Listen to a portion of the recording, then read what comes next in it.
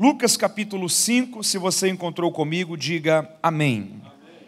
A palavra de Deus está escrita assim: apertando a multidão para ouvir a palavra de Deus, estava ele junto ao lago de Genezaré, e viu ali 2 barcos à beira da praia do lago. Mas os pescadores, havendo desembarcado, lavavam as redes. Entrando em um dos barcos, que era o de Simão, pediu-lhe que o afastasse um pouco da praia, e assentando-se, ensinava do barco a multidão. Quando ele acabou de falar, disse a Simão: faze-te ao mar alto. Algumas versões dizem: vamos aonde as águas são profundas, e lançai as vossas redes para pescar. Respondeu-lhe Simão: mestre, havendo trabalhado toda a noite, nada apanhamos, mas sobre tua palavra lançarei as redes. Fazendo assim, colheram uma grande quantidade de peixes, e rompia-se-lhes a rede. Fizeram então sinal aos companheiros que estavam no outro barco, para que fossem ajudá-los, e eles foram, e encheram ambos os barcos, de maneira tal que quase iam a pique. Vendo isto, Simão Pedro prostrou-se aos pés de Jesus, dizendo: Senhor, afasta-te de mim, eu sou um homem pecador. Pois o espanto se apoderara dele e de todos os que com ele estavam, por causa da pesca que haviam realizado. De igual modo também de Tiago e João, filhos de Zebedeu, que eram companheiros de Simão. Disse Jesus a Simão: não temas, de agora em diante serás pescador de homens. Levando então os barcos para a terra, deixaram tudo e seguiram a Jesus. E se você leu comigo, diga amém. Eu gostaria de compartilhar a palavra de Deus a você esta manhã, a partir dessa história, desse texto que nós acabamos de ler. Aqui é o início do ministério de Jesus. E o Senhor ainda está formando aquilo que nós conhecemos como o colégio apostólico. Os 12 apóstolos ainda estão sendo chamados. Em um dia pela manhã, nas margens do mar da Galileia, você tem 2 cenários acontecendo de uma forma muito simultânea. O primeiro cenário, imagine isso, são 4 pescadores. Eles estão lavando as redes, estão cansados, pescaram a noite inteira, mas o resultado foi mal sucedido. Não conseguiram pegar nada. No segundo cenário, você tem uma multidão que estão cheios de expectativas. Eles querem ouvir Jesus pregar. Eles estão prontos a fazerem um culto. Eles querem aprenderem e receberem o máximo possível daquilo que o Senhor tinha a compartilhar naquela manhã. A Bíblia diz que Jesus pede então a Pedro que emprestasse o seu barco. E Jesus entra no barco de Pedro, se assenta naquele barco e começa a pregar para toda aquela multidão. Quando a mensagem termina, quando o culto termina, Jesus olha para Pedro e diz assim: Pedro, vamos voltar ao mar alto, vamos voltar às águas profundas para pescar. Pedro diz: Senhor, nós pescamos toda a noite e nada apanhamos, mas sob tua palavra lançarei as redes. É curioso que o pescador ali era Pedro, não o Senhor. A profissão do Senhor era carpintaria. Era Pedro que sabia qual o melhor momento, a melhor lua, a melhor temperatura da água, onde os peixes costumavam ficar. E Pedro sabia que dentro da experiência dele, voltar ao mar naquele momento não era o ideal, não eram as condições necessárias e próprias para pescar. O que Pedro está dizendo é o seguinte: Senhor, se qualquer outra pessoa tivesse dado essa orientação, certamente ela seria rejeitada. Mas a minha experiência nunca é maior do que o poder da sua palavra. Porque é o Senhor que está falando. Eu submeto todo o meu conhecimento, tudo aquilo que eu penso, tudo aquilo que eu tenho de conhecimento e sabedoria e experiência, ao seu poder da sua palavra. Porque o Senhor falou, nós iremos voltar e iremos mais uma vez lançar as redes. E a Bíblia diz que quando eles lançam as redes, veio tanto peixe, mas tanto peixe, que as redes quase se rompiam. O Pedro grita e diz: Tiago, traga o outro barco. O Tiago trouxe o outro barco.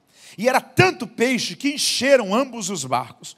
E não é que encheu mais ou menos, não. Era tanto peixe que a Bíblia diz que agora não eram as redes que quase se rasgavam, mas eram os 2 barcos que quase iam a pique. Quando Pedro viu aquilo, ele se sentiu constrangido. E ele disse: Senhor, afasta-te de mim. Eu sou um homem pecador. Eu não mereço vivenciar tamanho cuidado e favor do Senhor. Eu tenho a impressão que Jesus olhou para ele e disse: você não tem noção do que está acontecendo. Afastar-me de você é a partir de agora que nós vamos andar juntos mesmo. Porque até hoje você foi pescador de peixes, mas a partir de hoje você será pescador de almas. Há uma nova caminhada sendo iniciada na sua vida. Há um detalhe rico aqui, deixa eu compartilhar ele com você. O verbo pescar, ele se encaixa muito bem para peixes, mas não para almas. Você concorda comigo? Se o Senhor tivesse dito: Pedro, até hoje você foi pescador de peixes, a partir de hoje você será ganhador de almas, nós não iríamos entender o que o Senhor estava propondo? Sim. Mas por que ele usa pescar também para almas? Aqui não é um erro de tradução, aqui é um propósito sendo compartilhado. O que Jesus está dizendo é o seguinte: Pedro, a partir de hoje o seu trabalho não muda, o resultado será diferente, mas o seu trabalho tem que continuar sendo o mesmo. Como assim, Senhor? Do mesmo modo que você nunca esperou que os peixes viessem até você, você também não pode esperar que as pessoas venham até você. Se você se levantar e ir até elas, Deus te dará a palavra certa, no momento certo, para as pessoas certas, e muita gente será alcançada para o reino de Deus. Eu gostaria de deixar isso como uma receita de Deus para a sua vida para esse ano. Seja um pescador de almas. Vá até as pessoas, mapeie as pessoas que você precisa alcançar, ore por elas, adote elas em oração e faça esse ano ser um ano que você vai levar muitas vidas a Cristo e o nome do Senhor será glorificado através disso. Jesus disse o seguinte: rogai ao Pai para que envie trabalhadores para a seara.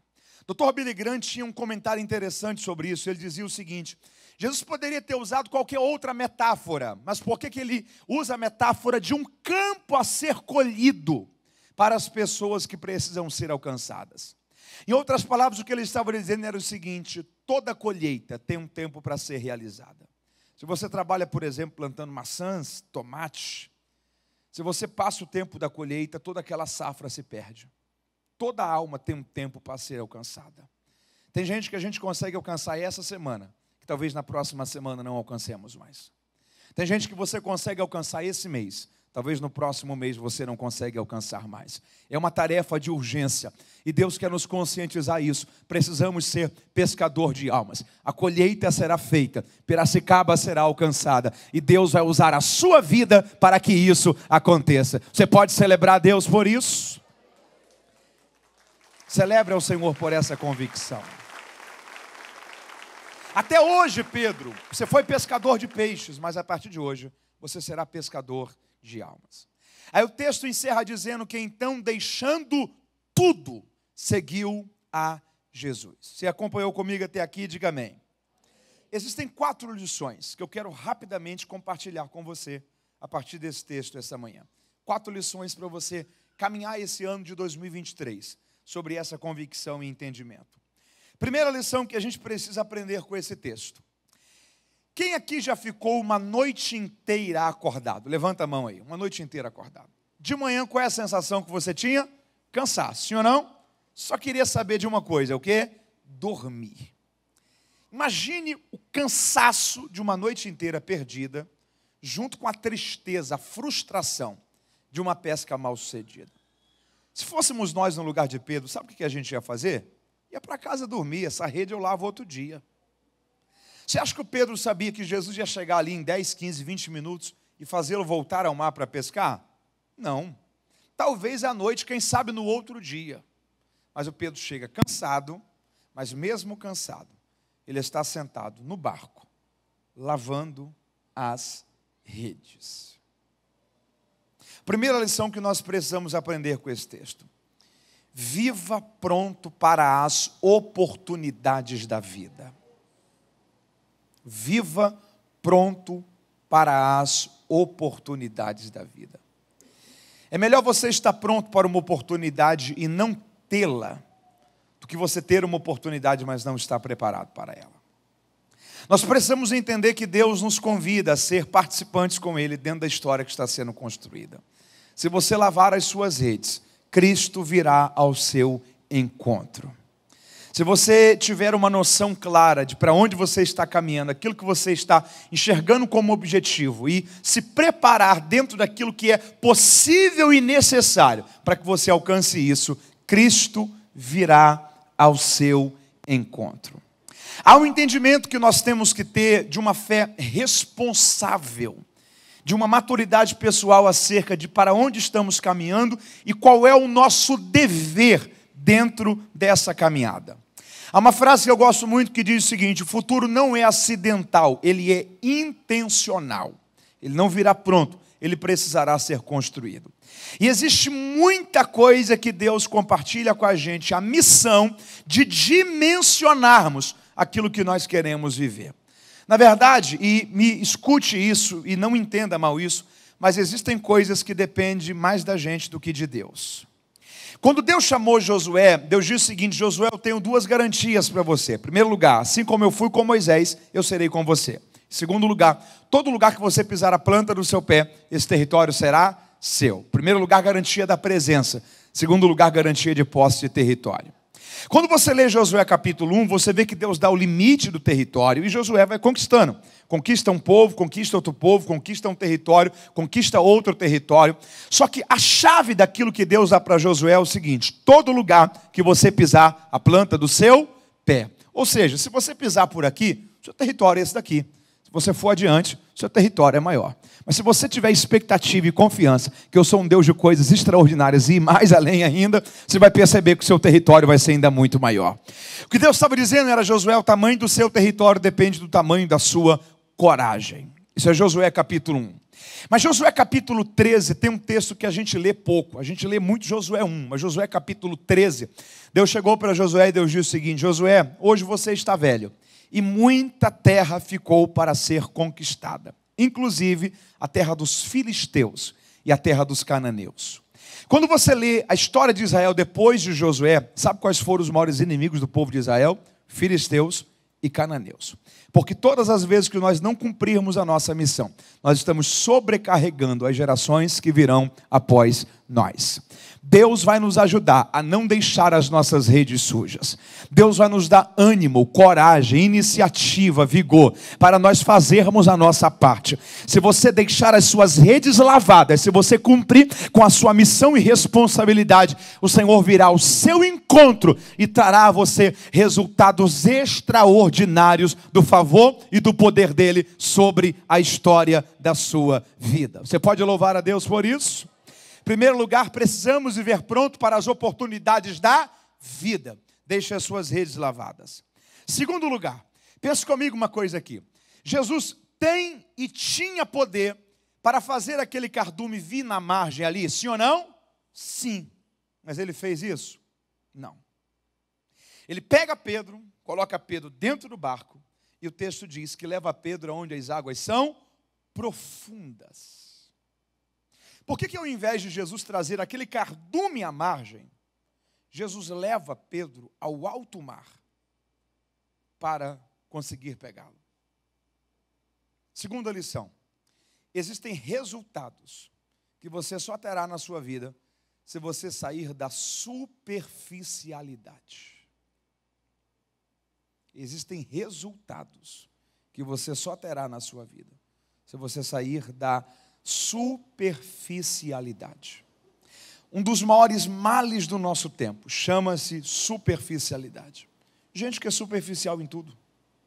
Gente que é superficial nas amizades, nos relacionamentos, no prazer de viver, na entrega, na vida profissional, na vida da família. Gente que não se aprofunda. Gente que não se lança por inteiro. Eu ouvi uma frase essa semana, deixa eu compartilhar ela com você. Ela não é minha, é de um pastor que eu gosto e ouço com muita frequência, bispo T.D. Jakes, pastor da The Potter's House em Dallas, no estado do Texas. Isso daqui me marcou muito. Olha essa frase. Você nunca sabe sobre o que você é capaz de fazer até que você se lance por inteiro nisso. Agora, olha isso daqui. Existe uma pessoa idosa dentro de você. Você pode repetir isso comigo? Diga: há uma pessoa idosa dentro de mim. O problema é só um. Você vai conhecer essa pessoa em 30 anos, em 20 anos, em 10 anos, em 40 anos. Um dia você vai acordar e vai escovar o seu dente. Quando você olhar para o espelho, Seu celular vai lembrar você hoje completa 70 anos de vida. 80 anos de vida. Essa pessoa idosa que você vai conhecer em 20, 30, 40 anos, ela já está dentro de você. Agora, olha isso daqui. Não decepcione essa pessoa com uma vida que só entregou a metade do que poderia entregar hoje. O dia que você se encontrar com essa pessoa, não queira ter o dissabor, a tristeza de olhar e dizer: me perdoe, eu não me dediquei como eu tinha que me dedicar. Eu não me esforcei como tinha que me esforçar. Eu preferi viver no raso, na superfície, sem me aprofundar, sem criar vínculos, sem dedicar no máximo que eu poderia me dedicar. Me perdoe, porque eu fiquei no raso e não consegui desfrutar daquilo que foi resultado só de quem foi até águas profundas. Assuma esse ano para você viver uma vida de profundidade na sua comunhão com Deus, na sua vida de oração, no seu tempo em família, naquilo que você pode deixar como legado para as pessoas, naquilo que você pode deixar como exemplo. Se há alguma coisa em sua vida que você sabe que está comprometendo a sua vida cristã, o futuro que você está construindo, o Senhor está falando com você, resolva isso, solucione isso o quanto antes possível, para que quando o dia chegar de você ter que se encontrar com a pessoa idosa que está sendo construída dentro de você, você pode dizer: fiz o que tinha que fazer. Se pudesse voltar atrás, me dedicaria do mesmo jeito, porque eu não quis viver no raso, eu não quis viver na superfície, eu fui a um lugar de águas profundas, e Deus me recompensou por cada esforço, por cada sacrifício, por cada dedicação. Deus nos levará a um lugar de águas profundas, e o nome do Senhor será glorificado em nossa vida através disso. Você pode louvar a Deus por isso essa manhã? Existem resultados que nós só iremos viver em nossa vida se nós sairmos da superficialidade. Você entende isso comigo? Diga amém. Terceira lição. Pense comigo uma coisa aqui. O Senhor não poderia ter chamado Pedro antes da pesca maravilhosa? Mas foi isso que ele fez? Não. Ele chamou Pedro depois. Você acha que quando Pedro viu aqueles 2 barcos cheios de peixe, ele olhou para aquilo ali e disse: ah, que legal, essa história aqui vai para a Bíblia. Você acha que aconteceu isso? Nada. Pedro era o quê? Pescador. Ele ganhava dinheiro vendendo o quê? Peixes. O Senhor acabou de colocar nas redes dele, qual é a quantidade? 2 barcos cheios de peixe. Isso aqui era quase que a mesma coisa que você pegar alguém que trabalha com construção civil e dizer o seguinte: ó, eu tenho essa área aqui de 200 mil metros quadrados, eu preciso levantar aqui 15 torres, com 20 apartamentos em cada torre. E eu estou pagando a você por isso agora à vista, todo esse serviço. Imagina a quantidade de dinheiro que isso representaria. Você pegar alguém que, por exemplo, revende remédios, e você dizer o seguinte: ó, nós trabalhamos para uma multinacional da linha farmacêutica, e a gente precisa comprar essa caixa de remédio aqui, 300 mil caixas de remédios dessa. E nós queremos fazer o pedido à sua empresa. E você pagar isso à vista. Imagina a quantidade de dinheiro que isso representava. Você já comprou peixe? Você já viu quanto que você paga num peixe? 30, 40, 50 reais, dependendo do peixe. Você imagina 2 barcos cheios de peixe. Quando Pedro viu aquilo ali, no mínimo, Pedro olhou e disse: estou feito. Ele não romantizou a história. Ele racionalizou, era a profissão dele. Só que em vez de Jesus chamar Pedro antes da pesca maravilhosa, ele chama depois. Ele diz assim: Pedro, só tem um problema. Qual, Senhor? Esses peixes não pertencem mais a você. Porque até hoje você pescava peixes. A partir de hoje seu negócio é pescar almas. Terceira lição, você está comigo aí? Dificilmente Deus chamará alguém quando esse alguém não tiver alguma coisa para renunciar. O chamado de Deus sempre vai estar atrelado a algum tipo de renúncia. Sempre. Eu gosto quando Mateus escreve esse mesmo texto, porque Mateus diz o seguinte: e Pedro, deixando o barco e deixando o seu pai. Você pode repetir isso comigo? Diga: Pedro, deixando o barco e deixando o seu pai, seguiu Jesus. Mateus diferencia. Aqui não tem a ver com deixar pai e mãe, desonrar pai e mãe, nada disso. O que Jesus está dizendo para a gente é o seguinte: Haverá momentos que para você seguir o Senhor, você vai ter que deixar coisas. Mas haverá momentos que para você seguir Jesus, talvez você vai ter que deixar até pessoas. Haverá momentos que para andar com Deus, talvez você vai ter que deixar de andar com alguém. Aproveite que o ano está começando e repense quem são suas amizades. Ande com gente melhor do que você. Ande com gente que te inspire a melhorar. Ande com gente que te desafie a crescer. Você será sempre a soma das 5 pessoas que você anda perto. Existe uma coisa na vida chamada espelho social. Isaías 6, quando Isaías teve um encontro com o Senhor, ele olhou para o Senhor e falou o seguinte: Senhor, eu sou um homem de lábios impuros. E isso tem uma explicação, porque eu habito no meio de um povo de impuros lábios. Ele está dizendo, isso aqui é espelho social. Eu sou a soma do meio, eu sou produto do meio. As 2 filhas de Ló, você se lembra? Aquelas meninas eram sobrinhas de Abraão. Abraão foi amigo de Deus, talvez o homem que mais teve comunhão com Deus na sua geração. Aquelas meninas sabiam o que era um homem de Deus, o que era a lei de Deus, dentro da questão do que era correto, não a lei de Moisés, mas aquilo que agradava a Deus ou não. Aquelas mulheres sabiam o que era viver uma vida de temor ao Senhor, o que era uma vida que agradava a Deus a partir da vida de Abraão, mas elas deitam-se com o pai Ló, fazem sexo com o pai, engravidam do pai. Olha o nível de moral que aquelas meninas haviam chegado. Se você chegasse para Ló e perguntasse, aonde é que essas meninas chegaram a tal ponto deplorável da vida e da mente delas? Elas são sobrinhas de Abraão, elas sabem o que é uma vida correta segundo Deus. O Ló ia dizer o seguinte: infelizmente, elas ficaram tempo demais dentro de Sodoma. Elas absorveram a cultura. Elas se tornaram mais do mesmo. Elas aprenderam com o tipo de gente que convivia. Porque o tipo de relacionamento que você tem vai determinar quem você vai ser. Se você anda com gente que mente, daqui a pouco você está mentindo também. Se você anda com gente que peca de forma normal, daqui a pouco você está relativizando isso na sua consciência também. Se você anda com gente que critica, pastor, daqui a pouco você está criticando também. Mas se você anda com gente cheio de Deus, daqui a pouco você está conhecendo Deus também.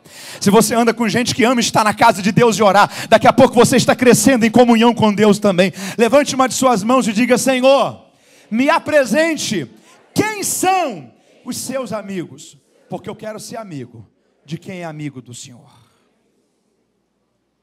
Haverá momentos que para andar com Deus, você vai ter que deixar coisas, vai ter que deixar pessoas. Sempre um chamado de Deus vai estar atrelado a algum tipo de renúncia. Mas deixa eu dar uma boa notícia para você essa manhã. Nada que você for preciso deixar para seguir Jesus e o plano dele para a sua vida, vai ficar sem te ser recompensado. Deus é poderoso para galardoar aqueles que o buscam e recompensar aqueles que preferiram segui-lo. Você pode louvar a Deus por isso? 4º lugar, aqui eu começo a concluir essa mensagem. 1º lugar, viva pronto para as oportunidades da vida. 2º lugar, há resultados que você só terá na sua vida se você sair da superficialidade. 3º lugar, dificilmente Deus chamará alguém quando esse alguém não tiver alguma coisa para renunciar.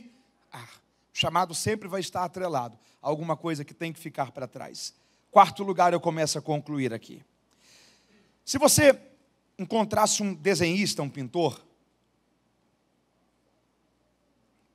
e se você dissesse para ele o seguinte, tem 3 telas aqui, 3 quadros, desenhe para mim em cada tela as 3 principais cenas dessa história.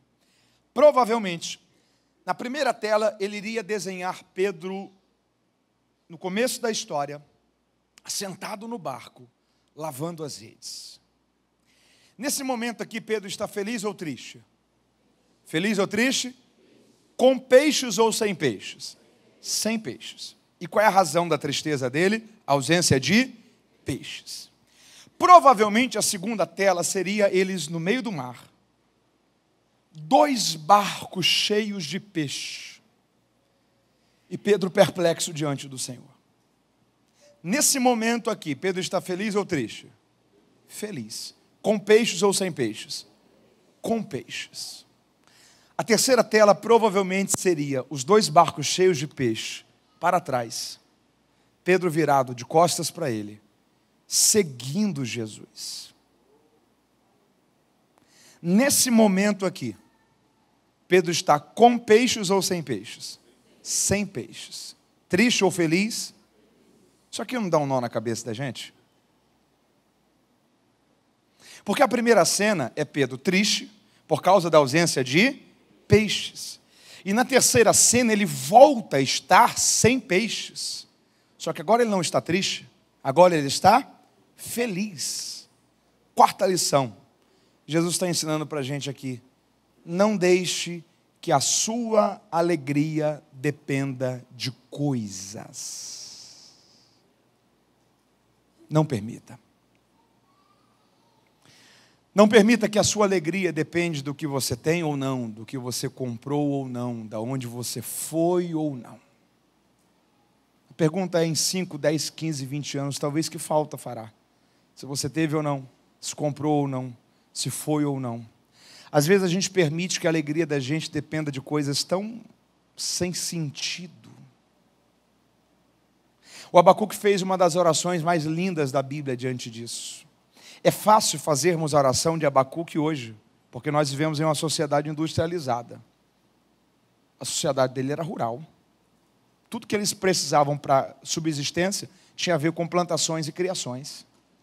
Ele está erguendo-se e está dizendo: ainda que a figueira não floresça, que não haja o fruto da vide, que o produto da oliveira minta, que os campos não produzam os seus mantimentos, e que as vacas dos currais sejam arrebatadas, ainda que tudo isso pereça, todavia eu me alegrarei no Senhor e exultarei no Deus da minha salvação.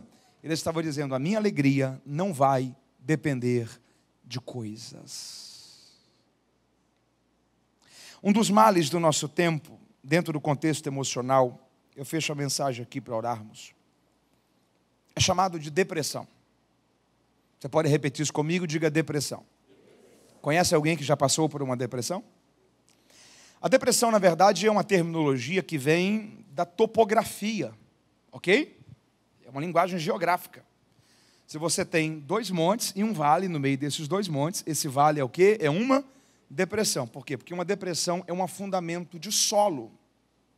Então, a linguagem da psicologia, da psicanálise, interpreta a depressão como um afundamento nas emoções, uma baixa na alegria de viver, no sentido da vida, no combustível que nos faz olhar para o futuro com esperança. Por sua vez, a depressão tem sido uma das causas principais de um outro problema chamado suicídio. Você sabia que a última coisa que o suicida quer é morrer? Um suicida não quer morrer. Se você tivesse condições de acessar a consciência do suicida nos últimos instantes de vida, antes de perder a consciência perante a morte, a mente dele está lutando para voltar a viver. Ele quer sair daquela condição, seja de afogamento, de enforcamento, de qual condição for. Os últimos instantes antes da morte de consciência é a tentativa de voltar. Porque quando alguém tira a sua vida, o que essa pessoa quer não é morrer. O que essa pessoa quer é dar fim à dor. Só que no desespero de dar fim à dor, a forma mais fácil que ela encontra pela fragilidade emocional é dar fim à vida. Tudo que o suicida quer não é morrer. A principal causa de suicídio no nosso tempo tem sido depressão. Se você conhecer alguém, ou se você está passando por um momento de depressão, não desista no momento baixo do vale. Se você começou uma depressão, encerre ela. Só que uma depressão não se encerra no baixo. Feche o ciclo.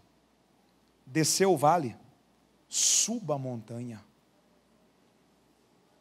Começou ela, encerre o percurso. Entrou no vale, continue a história. Talvez eu estou falando para alguém que as suas emoções têm estado tão fragilizadas. E talvez você tenha olhado para o futuro com poucas perspectivas de dias melhores. Eu estou encerrando essa palavra dizendo a você: Jesus vai restaurar a sua alegria de viver. E Jesus vai gerar em você um contentamento tão especial que a sua alegria não vai depender de coisas. Cristo é a fonte da nossa alegria. Há uma diferença muito grande entre pessoas tristes, que às vezes têm momentos de alegria, e pessoas felizes, que podem às vezes passar por momentos de tristeza. A vida tem os seus momentos amargos, mas eu estou encerrando para orarmos, te dizendo que Jesus vai te ajudar a ter uma vida feliz. Feche o ciclo, suba a montanha, continue a trajetória. Deus tem um ano incrível e extraordinário para a sua vida. Você entende essa palavra? Coloque a sua mão no seu coração. Senhor, como nós precisamos ser orientados por Ti. Nos ajude, Senhor, a termos a responsabilidade de vivermos prontos para as oportunidades, deixarmos as nossas redes lavadas. Nos dê a bênção, Senhor, de não vivermos uma vida no superficial, no raso, mas nos ajude a alcançar um lugar de águas profundas. Dá-nos, Senhor, a bênção de ter a coragem necessária para deixar para trás tudo que precisa para trás ficar. Não nos deixe perder o futuro do Senhor para nós, por causa do medo de renunciar a algumas coisas. E nos ajude, Senhor, a entender que a nossa alegria não depende de coisas, mas que a nossa alegria está em Ti. Nós queremos continuar a trajetória, e o Teu nome será glorificado em nós. Que Deus te abençoe, em nome de Jesus. Amém.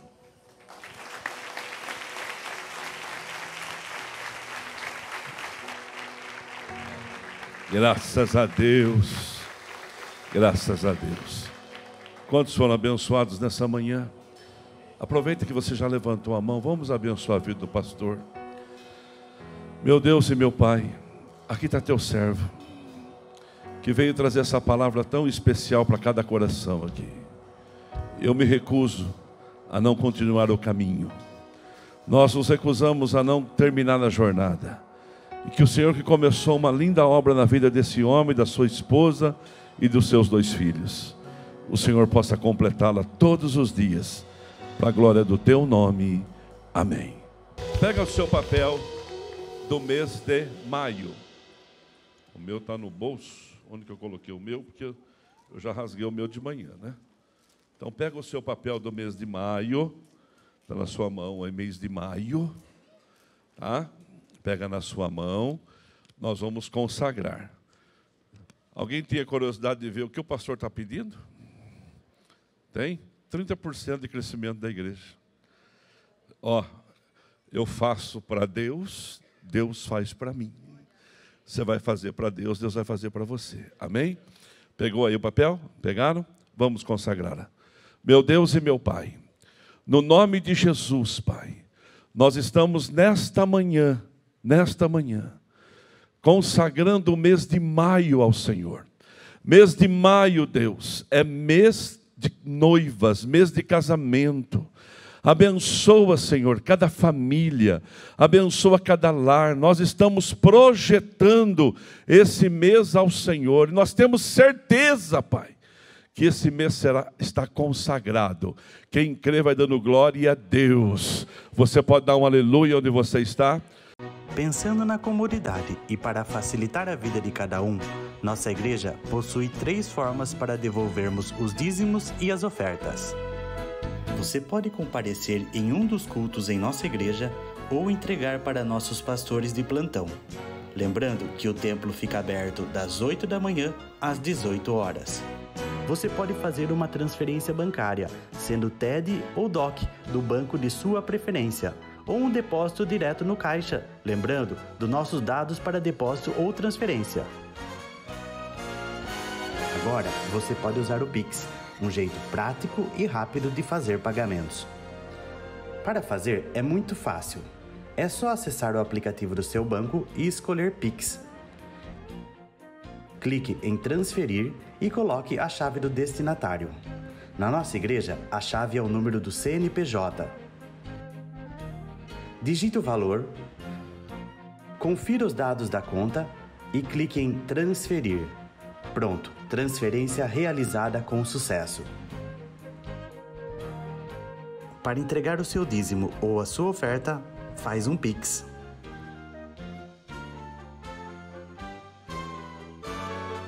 Esta é a nossa igreja. Não importa onde estivermos, estaremos sempre conectados. Lembre-se, juntos à distância.